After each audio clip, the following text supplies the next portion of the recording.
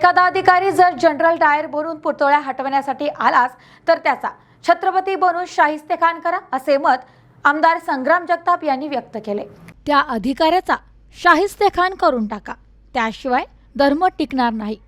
आमदार संग्राम जगताप। महाराष्ट्र राज्य छत्रपती शिवाजी महाराजांचे आहे आणि त्यांच्याच राज्यात त्यांच्याच पुतळ्यासाठी शिवप्रेमींना झटावे लागते यासारखे दुर्दैव नाही।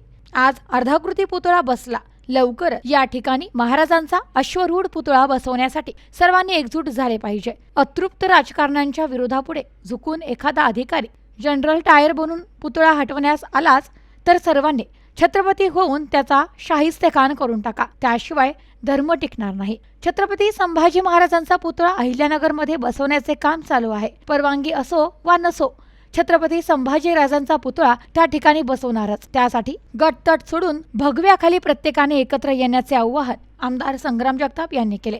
भेर्डापूर येथे छत्रपती शिवाजी महाराजांची मूर्ती बसवण्यावरून काही अतृप्त राजकीय शक्तींनी या प्रकरणाला राजकीय वळण देत हिंदू धर्मीयांमध्ये गट पाडून प्रशासनाला महाराजांच्या मूर्ती बसवण्याविरोधात उभे केले। या प्रकरणात हिंदूंनी एक व्हावे, स्थानिक शिवप्रेमींना हिंदुत्ववादी राजकीय पाठबळ मिळावे म्हणून राष्ट्रीय श्रीराम संघाचे अध्यक्ष सागर बेग व नगरचे आमदार संग्राम जगताप यांनी भेर्डापूर गावात महाआरतीचा कार्यक्रम आयोजित केला होता।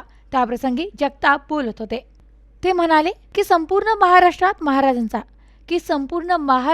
महाराजांचा आहे। त्यांची मूर्ती बसविण्यासाठी परवानगी घ्यावी लागते यासारखे दुसरे दुर्दैव नाही। महाराजांची मूर्ती बसविण्याचा गावाने फक्त ठराव करावा, वरच्या पातळीवर त्याला पाठबळ द्यायचे काम आम्ही करू, पण गावातील प्रत्येक हिंदूंनी एक होऊन गटतट विसरून एक झालं पाहिजे। बसवलेल्या मूर्तीविरोधात कोणी प्रशासकीय अधिकारी जनरल डायरच्या स्वरूपात गावात आलाच तर आपण प्रत्येकाने शिवाजी महाराज हो त्या अधिकाऱ्याचा शाहिस्तेखान करण्याचे आवाहन जगताप यांनी केले। काही राजकीय शक्ती लोकसभा निवडणुकीत उद्यास आल्या, त्यांनी आपल्याला जातीपातीत वाटून आपले ध्रुवीकरण केले, त्याचा फटका लोकसभा निवडणुकीत बसलाय। अहिल्यानगर शहरात सध्या चालू असलेला छावा चित्रपट महिलांसाठी 24 तारखेपर्यंत मोफत दाखवण्यात येत आहे। आतापर्यंत 10,000 महिलांनी हा चित्रपट बघितला असून महिलांनी हा चित्रपट बघितल्यास ती महिला कुटुंबाला धर्माचे ज्ञान देते, त्या कुटुंबाला पुन्हा धर्म शिकवण्याची गरज पडत नसल्याचे मत जगताप यांनी मांडले। राष्ट्रीय श्रीराम संघाचे अध्यक्ष सागर बेग यांनी गावातील गटतट विसरून एक होण्याचे आवाहन केले। राजकारण म्हणून आम्ही धर्माचे कार्य करत नसून आपला धर्म जपला पाहिजे म्हणून आमची तगमग आहे, पण हिंदूच असे गटतटात विखरून आपली शक्ती वाया घालवत असतील तर त्याचा फायदा हिंदू विरोधी धर्मीय जिहादी उठवतात असे ते म्हणाले। उपस्थित मान्यवरांचा भूषण कुटे, सचिन दांगट, अमोल राऊत, नितीन दांगट यांच्यासह ग्रामस्थांच्या वतीने सत्कार करण्यात आलाय। आणि त्यांनी स्वतःचं प्राणाची आहुती देऊन स्वतःचं रक्त या मातीमध्ये या भूमीमध्ये सांडलं। इथं कुठल्याही प्रकारच्या मूर्तीला परवानगीची गरज नाही असं माझं तरी वैयक्तिक मत। आणि म्हणून तुम्ही गावचा ठराव घ्या नका घेऊ, पण तुम्हाला सांगतो कुठलाही डायर जर आला आणि त्याला जर हात लावायचं करत असेल, प्रयत्न जरी केला तर तो डायर असला तर आपण शिवाजी महाराजांचा अवतार घ्यायचा आणि त्याचा शाहिस्तेखान करायचा, एवढं लक्षामध्ये ठेवा। काय नाही काय नाही करायची तुम्हाला सांग। हे एकदा जर प्रथा पडली तर ही तुमच्या गावातून सुरू होईल आणि ती महाराष्ट्रामध्ये देशभरामध्ये सुरू होईल आणि त्याचा पाप तुम्हाला सांगतो या गावावरती लागल। जसं आज काही काही गावांचा उल्लेख वेगवेगळ्या नावाकरता होतो, टीव्हीवरती पाहतोय आपण काही काही गावं स्वातंत्र्य रोज चर्चेत आहे, तसं तुम्हाला सांगतो या पिढ्याना पिढ्या या तुमच्या तालुक्याचं नाव, ज्या तालुक्याचं नाव प्रभू रामचंद्राच्या नावाने, या तालुक्यामधलं आपलं गाव बदनाम होईल की या गावातून प्रथा पडली, या गावातून सुरुवात झाली। मग तुम्हाला सांगतो ते पाप घेऊ नका।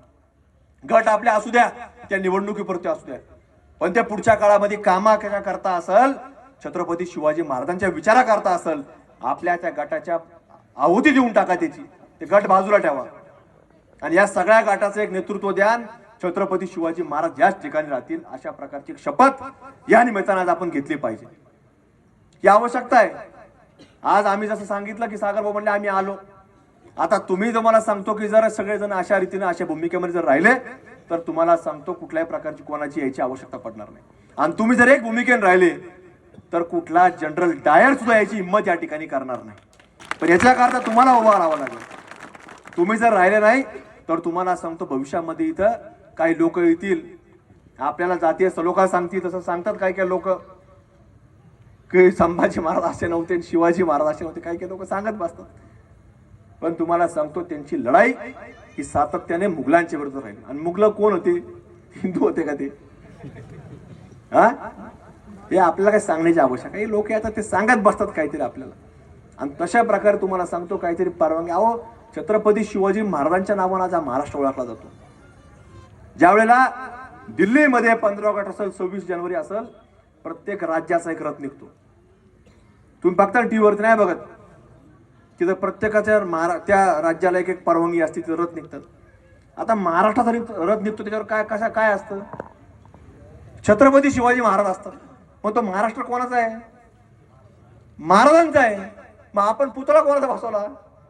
टिपू सुलतानचा नाही देव. कुठलाही तुम्हाला सांगतो इथं कोणाचाच काय भानगडी करू नका. आम्हाला सांगा, आम्ही वरिष्ठ पातळीवर बोलतो, पण तुम्ही त्या गोष्टीला कुठल्याही प्रकारे दुजोरा देता कामा नये. कुणीतरी येईल तुम्हाला सांगाल असं होईल काय? नाही, उद्या म्हणा काय वाटतं. अहो, मी सांगितलं ना तुम्हाला, छत्रपती शिवाजी महाराजांच्या नावाने तुमच्यावर केस होणं म्हणजे तुमचं भाग्य आहे. म्हणजे तुम्ही जेव्हा ती केस घेऊन अनंतात विलीन होताल, तुमचं नाव हे गाव सगळं लक्षात ठेवून, नुसतं गाव नाही, तालुका जिल्हा तुमचं नाव लक्षात ठेवून की याच्यावर छत्रपती शिवाजी महाराजांच्या नावाची केस. आणि मग त्याच्याकरता फार चिंतेचं काय कारण नाही. मुळे आपल्या सर्वांना जागृत राहण्याची आवश्यकता. हीच हळूहळू सुरुवात होत असते. सुरुवातीला लक्षात येत नाही, तर मी सांगितलं एक ढेकुणाला लक्ष देत नाही, पण ते जेव्हा ते हळूहळू वाढतात, वाढल्यानंतर आपण काहीच करू शकत.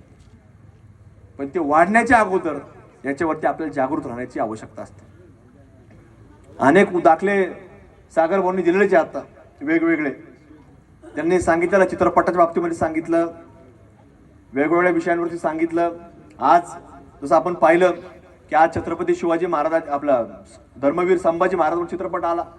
फार काळ लागला हो यायला. आज नव्हते, पूर्वीच येण्याची आवश्यकता होती. पण हरकत नाही, चला आपण म्हणू देर आहे दुरुस्त आहे. हे आलं, कधीतरी आलं. आज पुढच्या पिढ्या तरी कमीत कमी या धर्माशी जोडून राहतील. पुढच्या आमच्या माय माऊली धर्माशी जोडून राहतील. त्या दिवशीच आमचा सागर भाऊ आमचं बोलणं झालं. ते म्हणले, तुम्ही अहिल्यानगर शहरामध्ये कुठेतरी आपल्या माता भगिनीला मोफत चित्रपट दाखवा. आणि त्याच्या माध्यमातून आम्ही मोफत चित्रपट दाखवण्याचा उपक्रम राबवला. अजूनही तो चालू आहे. जवळपास 24 तारखेपर्यंत आम्ही सगळे तिकीट, जेवढे आमच्याकडे चित्रपटगृह आहेत, म्हणजे आतापर्यंत सागर भाऊ 5-10 हजार महिला चित्रपट पाहून झाले असतील.